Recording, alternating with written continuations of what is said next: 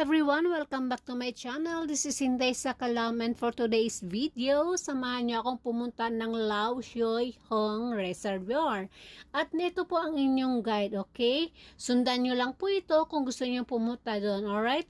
But before that, kung bago lang kayo sa akin channel, please don't forget to subscribe and hit the notification bell para po kayo updated sa aking mga incoming videos. So let's go!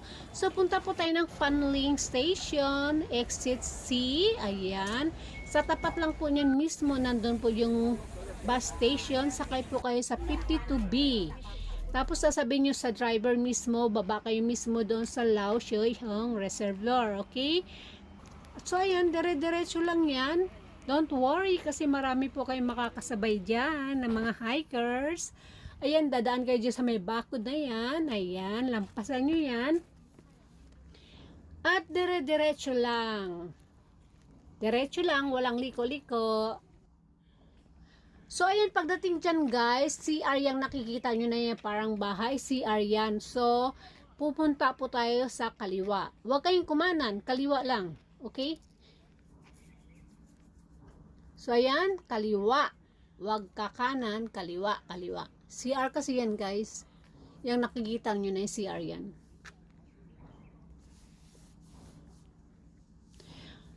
So, ayan, makikita nyo na yan. May nakalagay na Lao Shui Hong Country Trail. Sundan nyo lang yan. Pumasok kayo dyan. Sundan nyo lang yan.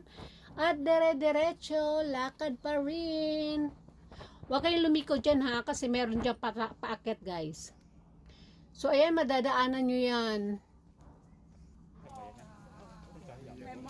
Ayan, diretso lang. Tapos hinto kayo dyan sa may, itong nakikita nyo mga inchik na yan, nasulat na parang tulay. Dito kayo lumiko, bandang kanan. Kumanan kayo dyan, tapos dire-diretso lang. Makikita nyo na yan. Okay, so ayan na siya. Enjoy! Sana po nagustuhan nyo to. And please don't forget to like, share of course, and hit the notification bell. Subscribe and hit the notification bell para naman po updated kayo sa aking mga incoming videos.